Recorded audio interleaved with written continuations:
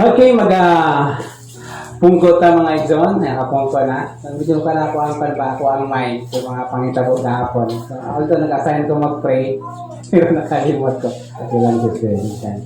Now, atong tunan karon ang usap ka importanteng bahin sa ato ang pagpangalagad. Without a dili ka makapadayon sa ato ang nasugdan.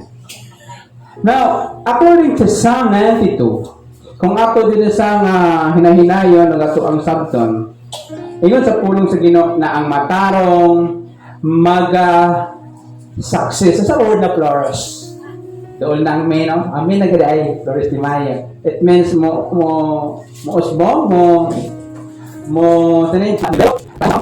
Cedar and Lebanon. So ang ato mensahe nagaingon, the flourishing faith. Ang nagalambo, ang gauswag, gadako, galikon, nagapadayon, nga pagtuo. Now, kung atong tanawon, paano ba nato mapadako, mapalambo ang atong mga pagtuo while we are now in that very difficult situation sa church? Makita nato ang atong sitwasyon, not only financially, kung mutanaw punta na atay mga daghang mga bakante na mga pungkuanan. So, musugutag sa dili na tumatago ang ato ang epekto sa ato ang pangunahuna. But that is the reality na kailangan ato bangon na in the last day, many will depart from their faith. Nanong daghan man ang nitalikot, gibiyaan nilang pagtuo, tungod kay wala na nilambo. Now, unsa ka importante ang pagtuo sa atong kinabuhi? First, nagadala ni kaluwasan. Right? In the Bible, through faith, we are saved.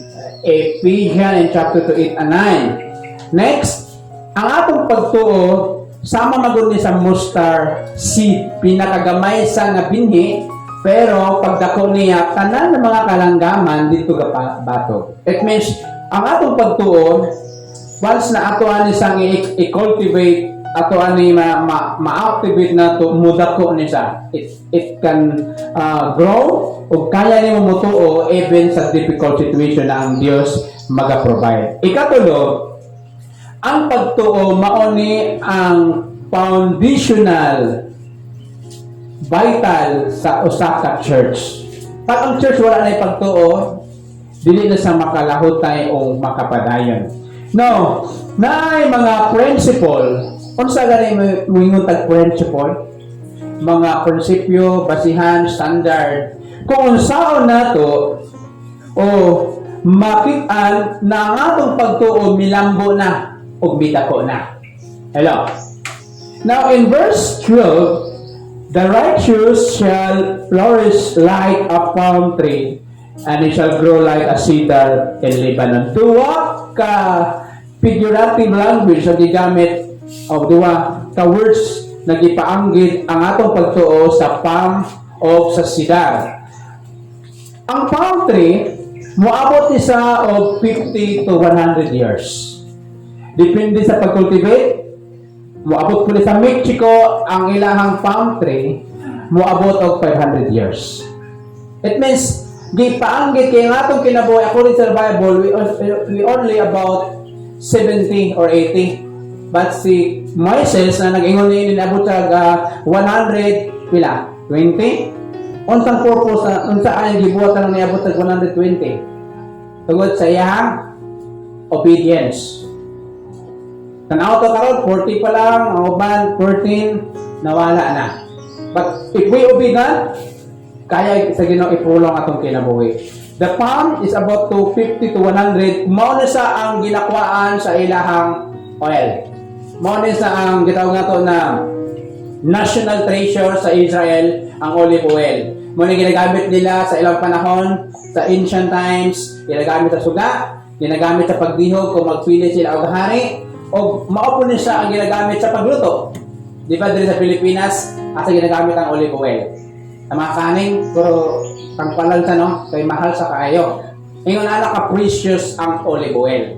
Then what else? Unsa pa ang gigamitan ng simile para ipakita na ang atong pagtuo nagalambo? Second is cedar.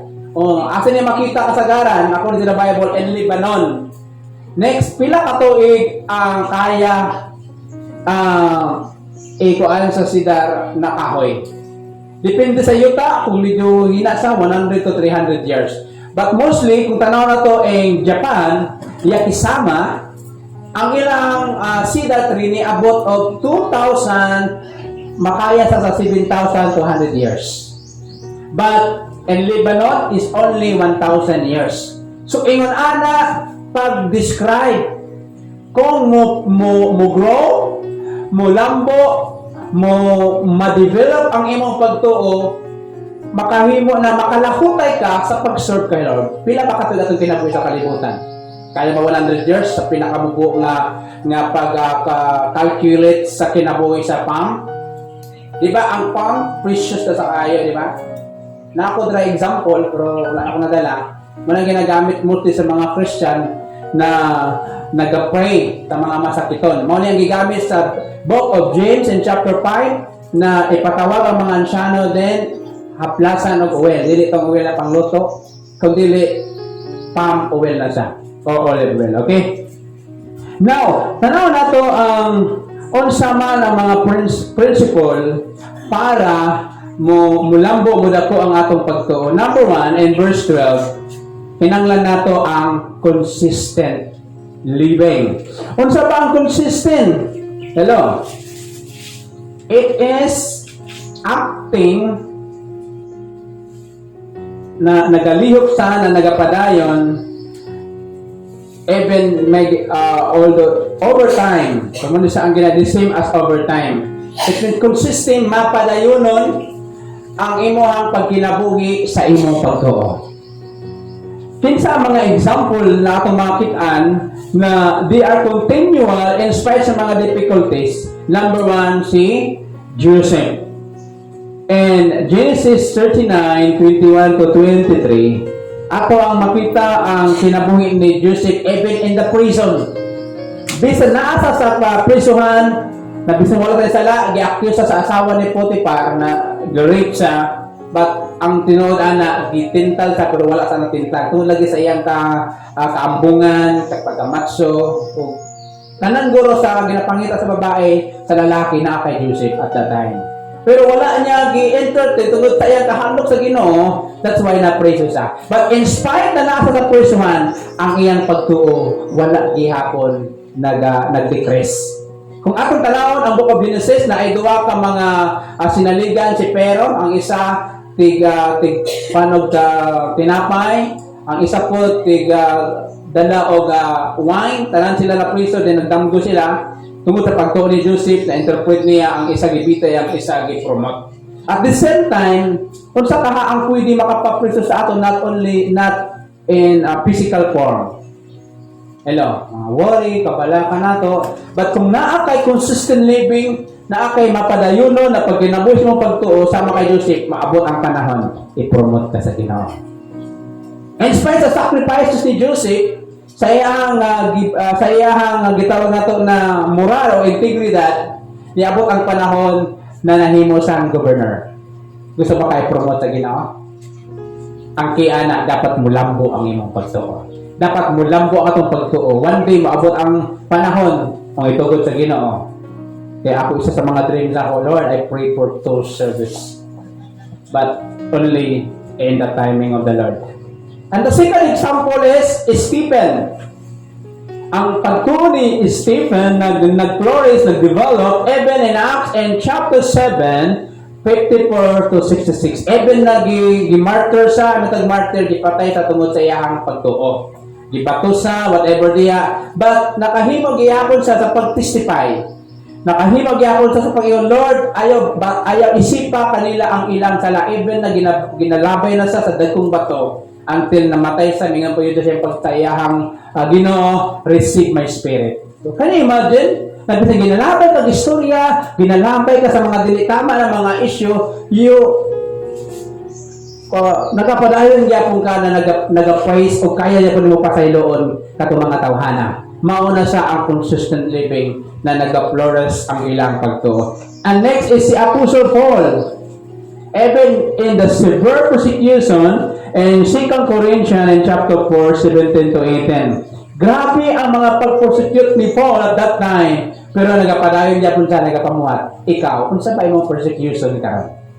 Kaya ba nimong magpabilin sa imong pag-inabuhi, sa imong pagtuo? Na sama sa palm o sama sa sidar, makapadayon ka diya sa pagpangalagad sa Ginoo.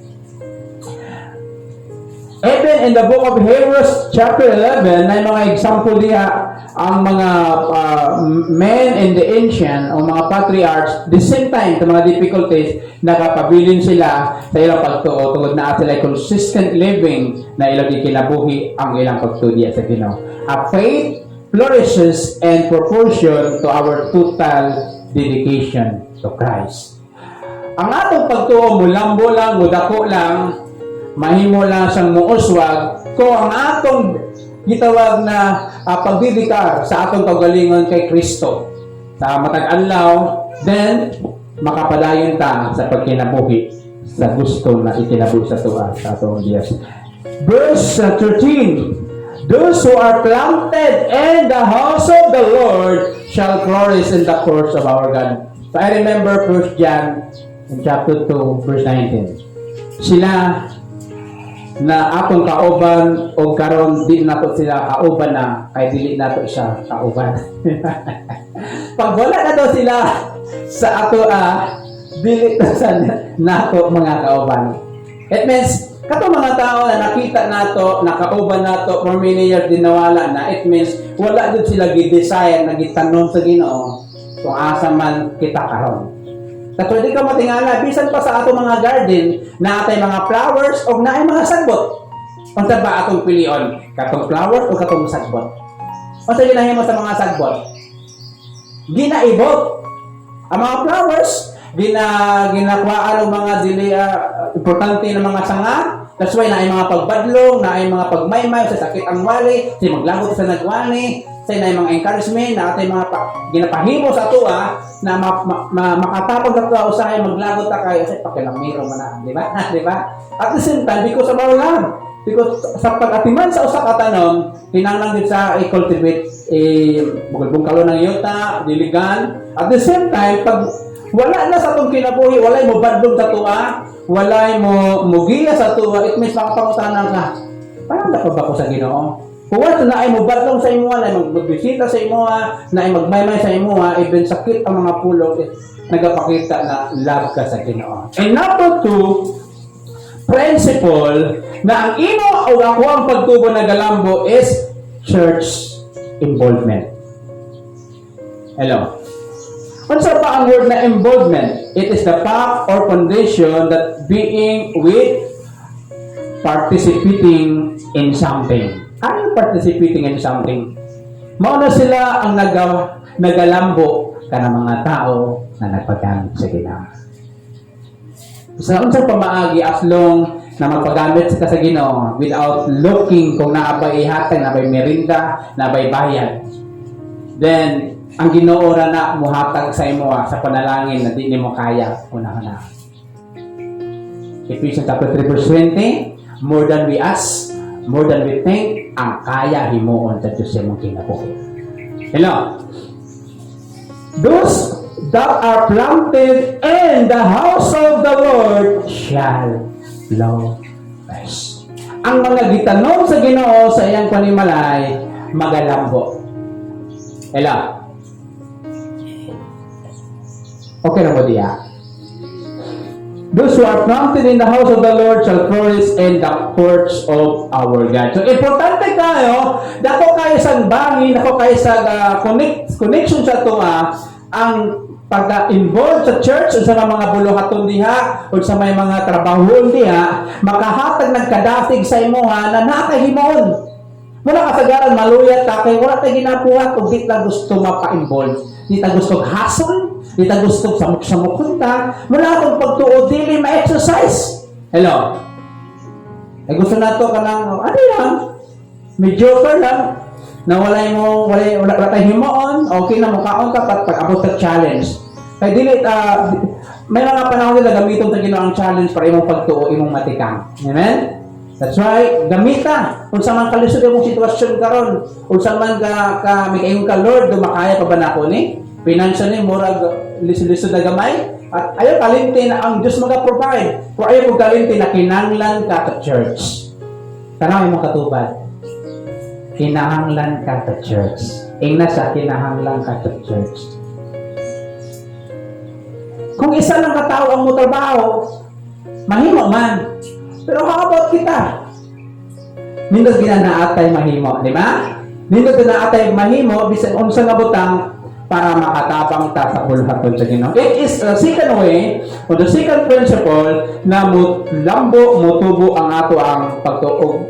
Matipigan po ang paglambo, maampingan nato ang atong pagtuog. Amen? Those that are planted in the house of the Lord. That's why kung gitanong ka sa isa ka church, dili mo na malikayan na dira ka badlungon.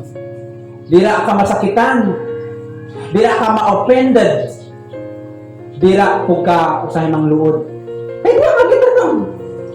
Kung wala kang masakitan sa usa ka church, wala kang gibadlong diha, wala kang maigo sa mga wali o Sunday school diha, wala kang maglagot sa mga kaubanan, marahil dili ka para diha.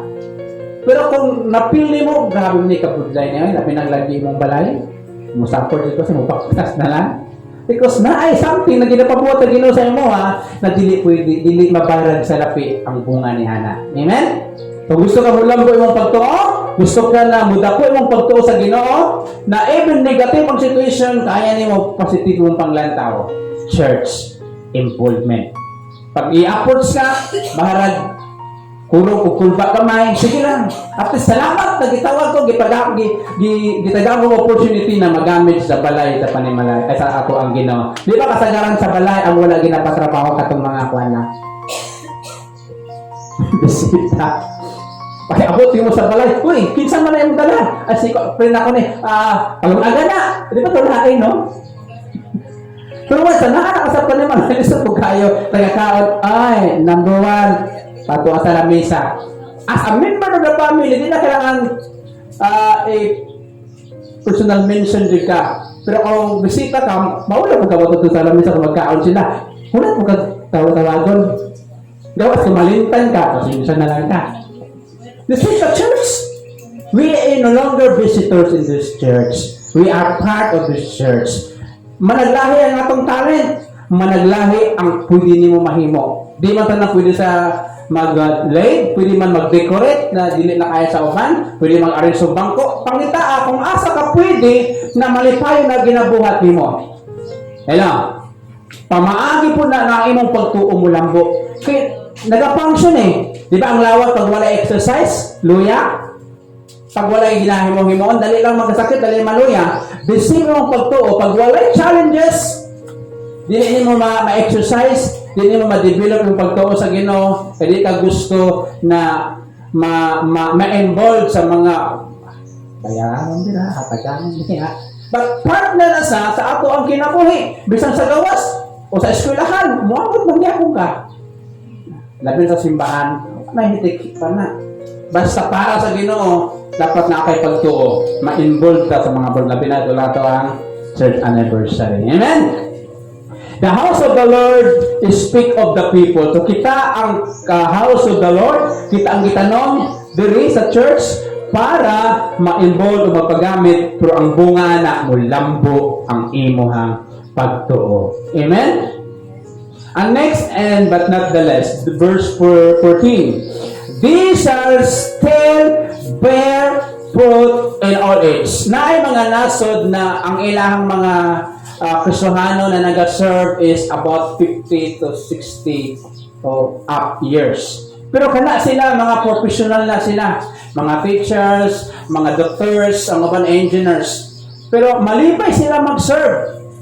Hello? Even sa Japan, na ay isla sa Japan na gitawag na daghag kayong mga gitawag nila na tag-asog kinabuhi, 19 above, nagatrabaho lagi hapon sa mga karinderya, sa nag-umar lagi hapon, muna ang sekreto na ang ilang kinabuhi, nagaprolong ang ilang lawas pagsik.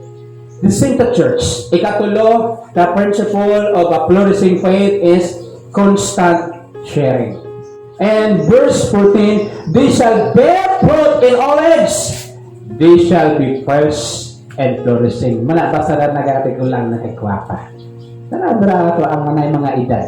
Oh, di na to ma-argue ang word sa Ginoo that in the old age they shall be fresh. Wala kay mahimo na, wala kay ma-question na sa pagtigulang nimo fresh ka ra gyapon. Basahan ang Bible. Ano yung katupad? Ano, importante kayo na sa once na paggamit ka sa Ginoo, constant ang imuhang kanang na constant. It means occurring continuously over a period of time. Continual, mapadayunan ka sa taon sa nga oras o panahon sa pag-share. Diba? And they shall still bring forth in the old age. Bisan maedad na, gusto ra gyapon magpagamit. Kasagaran ka to basta may edad na mag-resign na, magitawag na to na retired. Basta pagpangalagad sa Ginoo wala retirement nila. Dito man magdalag simbahan, sa pagsimba, at wala ni undang ang makapaundang sa imo pag wala na kay kinabuhi. Hello. Gusto ba ka na mulambo imong pagtuo? Magpabilin ng imuhang development ng pagtuo, kailangan continual sharing. I-share nimo imong kinabuhi, imong time, imong talent. Kaya maabot ang panahon mangandoy ka magpagamit, di na pwede kay wala na place para sa imo. Samtang pwede ka pa magamit sa Ginoo, samtang pwede pa ka makabaro, samtang pwede pa ipagamit ang imong kinabuhi ipagamit. Basta maabot ang panahon, mangandoy ka na lang. Hindi na ka pwede. Sabi na mag-wheelchair ka, whatever, diha. Tatlong kaya pa na to. Amen? Paghamit ka sa Ginoo, kay naali na sa connection sa akong pagtuo. Hello? Santang kaya maglakaw. Lakaw! Maputang panahon na di ka kalakaw, ikapungko na lang kaya di na kaya sa mga kabungkugan. Amen? Samtang napakay panahon, paghamit na sa Ginoo. Hello? Nindot magod na mata ko sa iyo ugma kay ako ra bang ganito. Mag-personal testimony, ako ra ba dito ang muna, di ba? Kaysa ko lang kayo muna, kalaay niya ako tugidugay. Dahil yun ang feeling para na nakabalo ka na naakay part. Amen? Flourishing in faith is the result of continuing evangelism and constant sharing. So, ang pag-flourish, paglambo daw, resulta po ni sa imong pag-share. Not only sa mga financial, and also, i-share mo kinabuhi, and also, ang pulong sa Ginoo. Siguro kung tanan ta muliho, di din ni kadaghan, di din inaani atong sitwasyon. Ano man, tanan ta, ma-feel na to, ang gitawag na to na accountability, wala, pang-invite ta dito. Diba? Nahayang lang yung sa pikas na ay mo na di ba? Ang ato walang word of God need to pray. Katong ato ang mga friends. Kaya ang pinaka dapat nato dalon ang atong pamilya. Di na ito madadong silingan kung atong pamilya di na ito madala. Yung mga anak, muna sila ang una ni mga misyon. Una nga po na misyon para sa church. Di usala na ilang mga friends. Importante po na sa para mulambo ang imo o ako ang pagto. Kailangan nato na natay soul winning. Kailangan nato na mo share po sa mga butang para sa bulaton sa Ginoo. Diyan ako sa pagtindog ang tanan. Ato ang basahon pag-usap. Ang ato ang versikulo. The righteous shall flourish like a palm tree. Remember, na kaya sa palm moabot og 500 years to 2,000 years. Makakaya sa makabarog sa mga kusog na hangin, bagyo, nanuman, tungod kay mapadayonon siya. Verse 13, those who are planted in the house of the Lord. Bising unsang problema din mo biyaan ng church. Bising unsang mga pag-away-away diha, kung gitanom ka sa Ginoo diha, sa church na diha, bisan pag maluya ka kadali, mangluod ka kadali, mubalik ra gihapon ka. Katong mga wala ra ni balik, don't forget ang 1 John 19, dili nato sila kauban. Kaya kung kauban pa na sila, naapa sila hantud karon. That's why, ayaw pagluya-luya. Kung gitanong ka sa Ginoo, diya ka i-bless sa Ginoo, diya kung kapadlungon sa Ginoo. Diya niyo masinati ang kalipay, nato dira ang kasakit. Amen? This is the panimalay. Hindi malikay mag-away ang mga magsuon, mag-away ang mga mag-partner, mag-away ang mga umanggat o ugangan, Sparta na, kung dili po pwede na, ay, lahat sa diri kay, nadiri akong manggod na, di ba? May mga yun naman, pero mauli ragyan ko na sila. And verse 14, even these shall still bear fruit in the old age. Ang pagpangalagad sa Ginoo, ang ending ini, kamatayon, physical.